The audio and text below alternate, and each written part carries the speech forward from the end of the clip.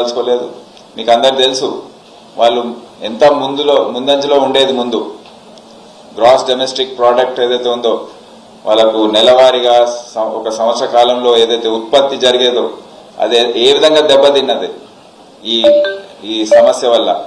అక్కడ ఉన్న ప్రజలందరూ నార్కోటిక్స్ మరి మాదక ద్రవ్యాలకు అలవాటు పడి చాలా మంది అక్కడ పనిచేసే వాళ్ళు తక్కువైపోయి చాలా పరిణామాలు మనం చూసాం. సో అది మన రాష్ట్రంలో కావద్దని చాలా ముఖ్యమైన అంశంగా చూసి ఖమ్మం జిల్లాయే ఒక ఎంట్రీ డోర్ లాగా ఉంటుంది మన రాష్ట్రానికి. చుట్టుపక్కల ఏపీ, ఒరిస్సా, ఛత్తీస్గఢ్ అటవీ ప్రాంతం నుండి గంజాయి సాగు చేసేవాళ్ళు మళ్ళీ వాళ్ళు ట్రాన్స్పోర్టర్స్గా మారి కొంతమంది పెడ్లర్లు వాళ్ళ తీసుకొచ్చి అనేక పట్టణాల్లో దాన్ని విక్రయించడం ఇదంతా చూస్తున్నాం. సో దానిపైన ఇప్పటికే చాలా గట్టి అందుకే నేను ఈ జిల్లాలకు విజిట్ చేస్తున్నాను. ఏదైతే మన బార్డర్ డిస్ట్రిక్ట్స్ ఉన్నాయో ఆదిలాబాద్, మరి భద్రాద్రి, కొత్తగూడెం, ఖమ్మం, తర్వాత ములుగు, భూపాలపల్లి ఆ ప్రాంతాలకు వెళ్తాను. ఇక్కడ మన రాష్ట్రాన్ని ఒక రక్షణ కవచం లాగా ఇక్కడ మారితే ఈ ఎంట్రీ పాయింట్స్ అన్ని బ్లాక్ చేయగలిగితే ఇక్కడ ఉన్న నేరస్తులు ఎవరైతే ఉన్నారో దీని పట్ల వారిపైన కఠినంగా వ్యవహరించి వారి ఆస్తుల్ని జప్తు చేసి వాళ్ళని అరెస్ట్ చేసి బీడీ యాక్ట్లో వేయడం ఇటువంటి చర్యలు తీసుకుంటే తప్పకుండా కంట్రోల్ అవుతుందని మేము భావిస్తున్నాం. సో ఈ అంశంలో ఖమ్మం పోలీస్ చాలా మంచి ఫలితాలు సాధించింది. వారికి నా శుభాకాంక్షలు. ఇదే కాకుండా సైబర్ క్రైమ్ అనేది కూడా చూసాము. దాదాపు 11 కోట్లు దోపిడీలు, దొంగతనాల ద్వారా పోతే 42 కోట్ల విలువ గల ఆస్తులు, డబ్బు, అకౌంట్స్ ఇచ్చి సైబర్ క్రైమ్ లో పోగొట్టుకున్నారు ఖమ్మం వాసులు. ముఖ్యంగా బిజినెస్ చేసేవాళ్ళు, ప్రొఫెషనల్స్, రిటైర్డ్ అయిన వాళ్ళు, వాళ్ళని ఈ సైబర్ నేరస్తులు ఏదో విధంగా వాళ్ళ గురించి కనుక్కొని వాళ్ళ ఫోన్ నంబర్లు కనుక్కొని వాళ్ళని డిజిటల్ అరెస్ట్ చేయడము, లేకపోతే ఇన్వెస్ట్మెంట్ ఫ్రాడ్ లో వాళ్ళకి ఏదో ప్రలోభాలు పరిచి వారిని ఆ స్కీమ్స్ లో మళ్లించి మోసం చేసి డబ్బంతా కొట్టేస్తున్నారు.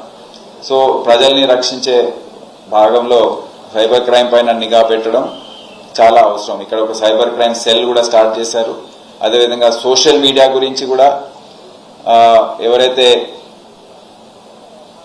సమాజంలో 2 వర్గాల మధ్య విభేదాలు సృష్టించి వాళ్ళ పని చేసుకోవడానికి ప్రయత్నిస్తున్నారు వాళ్ళపైన నిఘా పెట్టడం అనేది 4-5 ఐడెంటిఫై చేశారు. అది కూడా యాక్షన్ తీసుకోవడం జరుగుతుంది. మిగతా రొటీన్ క్రైమ్ ఏదైతే ఉందో దోపిడీ, దొంగతనాలు అవన్నీ కూడా అదుపులో ఉన్నాయి. గత 3 సంవత్సరాల ఫిగర్స్ చూస్తే ప్రాపర్టీ క్రైమ్ కంట్రోల్లో ఉంది. రాత్రిపూట దొంగతనాలు కొద్దిగా పెరుగుదల ఉంది. దానిపైన కూడా ఏ విధంగా చర్యలు తీసుకోవాలో మేము డిస్కస్ చేశాము. ఒకటి ఇంప్రూవ్ చేసే అంశం ఏంటంటే ఖమ్మంలో కన్విక్షన్ రేట్స్ తగ్గిపోయాయి. కన్విక్షన్ కేసెస్ అయితే ముందు చెప్పాను శిక్షలు పడే విధంగా చర్యలు తీసుకోవాలి. ఆఫీసర్స్ అందరూ కూడా కోర్టు అటెండ్ చేయాలి.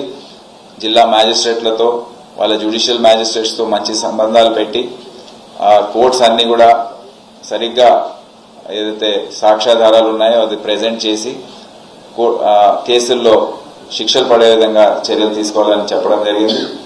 అదే కాకుండా నైట్ గస్తీ, దినంలో గస్తీ, సర్ప్రైజ్ చెక్స్ ఇవన్నీ కూడా పెరుగుదల ఉంది. మంచి స్థాయిలో అది చేస్తా ఉన్నారు. ప్లస్ సీసీటీఎన్ఎస్ సంబంధించిన అంశాలు మేము డేటా ఫీడింగ్ ఏదైతే చేయాలో అది కూడా వాళ్ళు ఖమ్మం జిల్లా ముందంజలో ఉందని గుర్తించాం.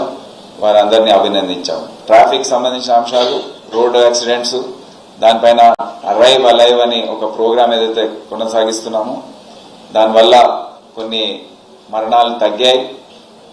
యాక్సిడెంట్స్ జరిగే హాట్స్పాట్స్ ఏవైతే ఉన్నాయో ఎక్కడైతే ఎక్కువ శాతం జరుగుతున్నాయో యాక్సిడెంట్స్ అవన్నీ గుర్తించడం జరిగింది. అక్కడ కొన్ని మార్పులు చేర్పులు చేసి అక్కడ జాగ్రత్తలు తీసుకుంటే ఇంకా యాక్సిడెంట్స్ తగ్గించే అవకాశం ఉంటుంది.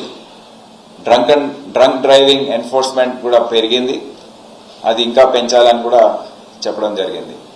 సో ఈ విధంగా ఈరోజు ఖమ్మం జిల్లా పర్యటించడం చాలా సంతోషంగా ఉంది.